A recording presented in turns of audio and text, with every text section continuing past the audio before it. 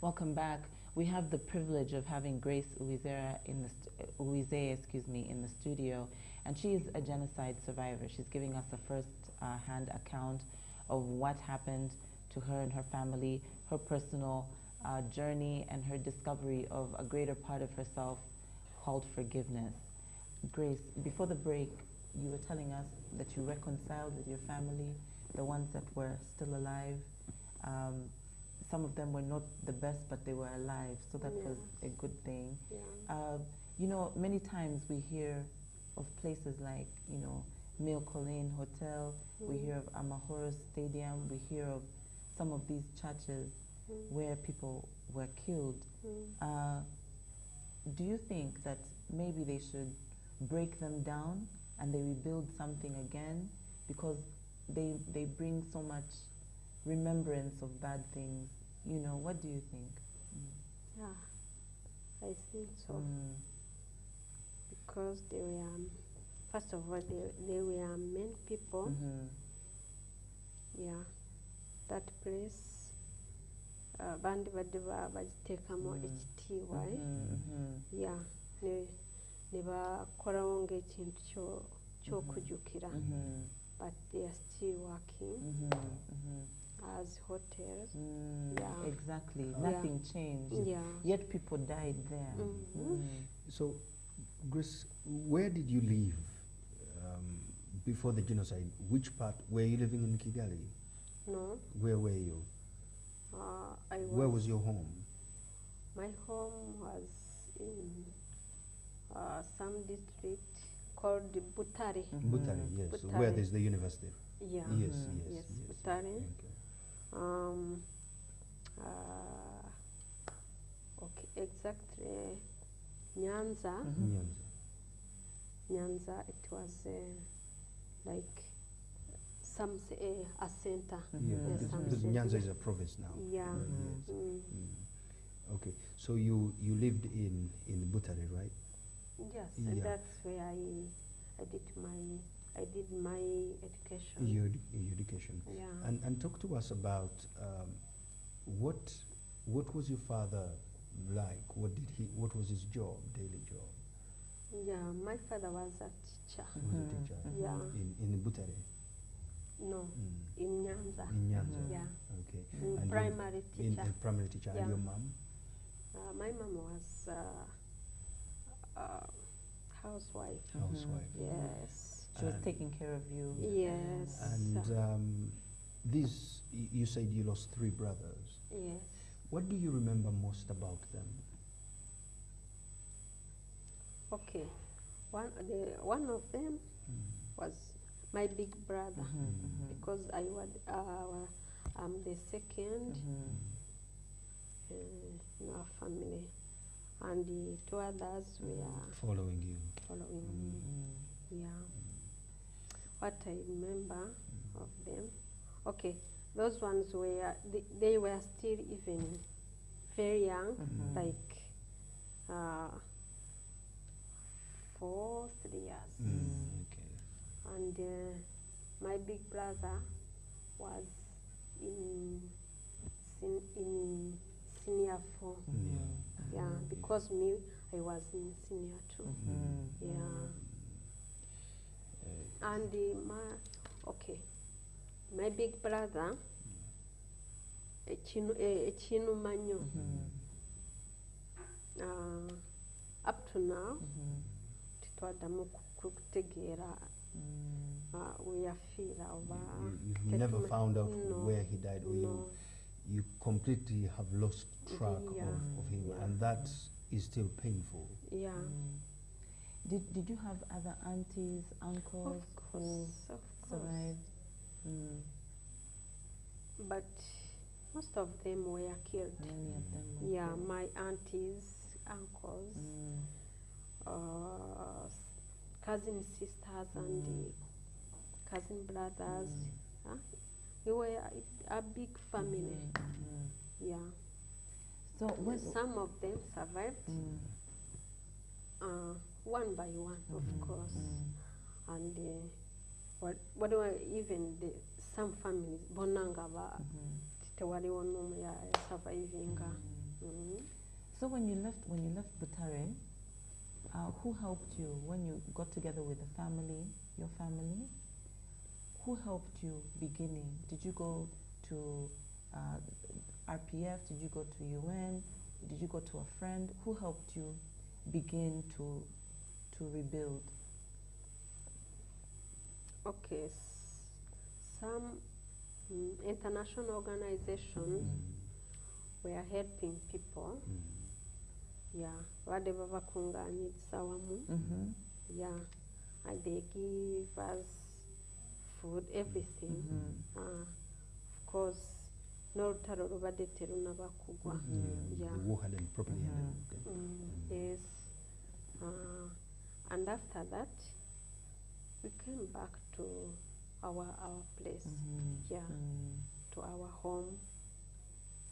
Grace, if you are like you're sitting with me, Yes. and you're sitting with Samson, Yes. if you were to sit with that auntie whose husband went to kill Tutsis, if you were sitting with him, what would you tell him? The husband. You had an uncle? No, she had A a friend whose husband was killing. Yeah. Yes. Yeah. If you had a chance to sit with him and tell him anything in your heart, what would you tell him? Of course. The mugamba kwenenya. That's all. And asking for forgiveness. Kubanga balumya abantu bangi, of course. Abaana bato. And some young ladies and mummies were raped. Ekyo nakyo nkijjukira nakyo kiruma nnyo.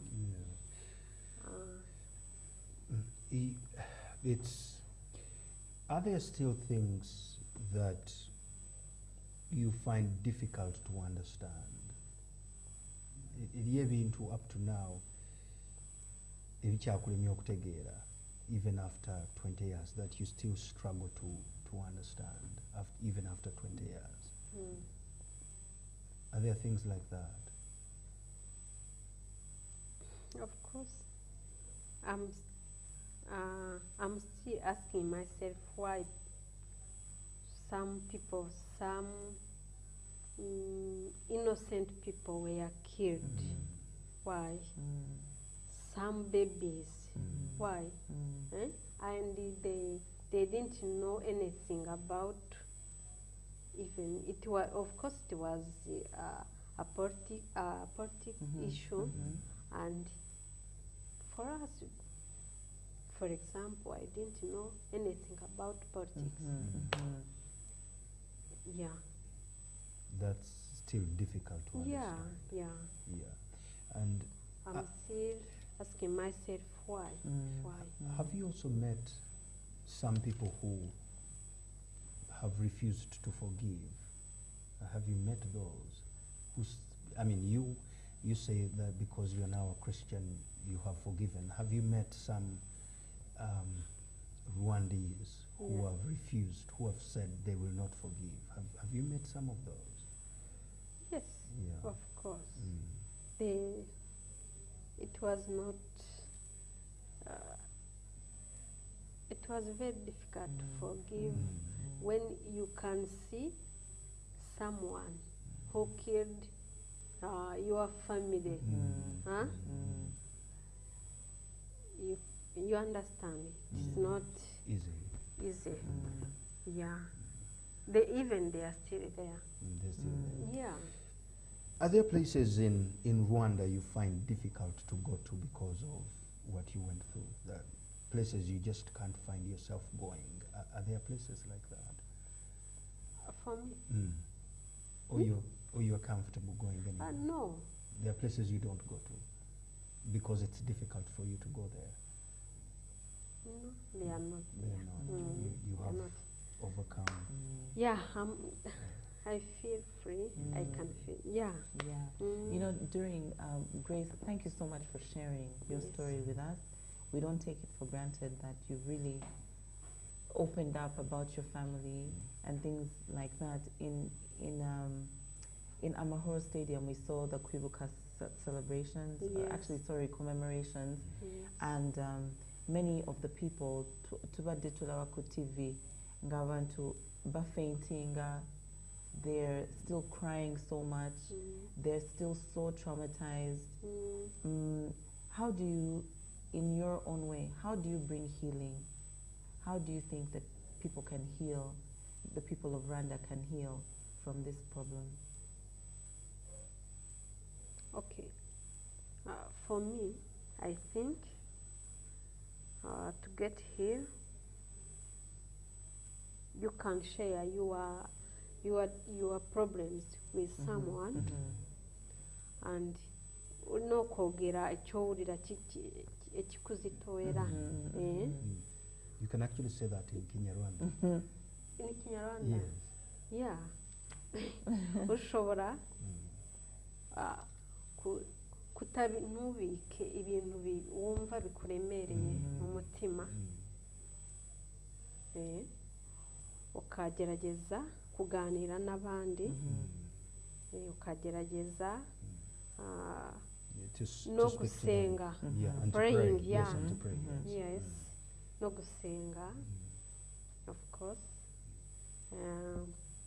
and buhoro buhoro, mpora mpora, slowly. Yeah, yeah. Okay. You get, you will see the change. The change. Yeah, because even me, I got nange nafunamo obuzibu after genocide. I can give you an example. After genocide, I could not cry anymore. Bade sikyasobola kaaba naye nga sikyagala naye nga nange simanyi why. Even if I get something it can hurt me, you couldn't cry. Yeah, even I see someone died or I could not for a long time. Yeah, nga noonya amaziga naye nga sikyasobola kufuna amaziga mu bulamu bwange, naye mpola mpola nagenda nga nakyo ate kyandeetera obuzibu mu mutwe, naye kigenda kitereera mpola mpola. Yeah. Thank you so much, You're Grace. We welcome. appreciate you, and we are so glad that you came to the studio to speak to us. Welcome. Urakoze cyane. Reka rero dushimire Imana kuko yakufashije. Yaramfashije. Cyane cyane. Well, thank you so much for tuning in. We'll be back with more right here on Urban Today.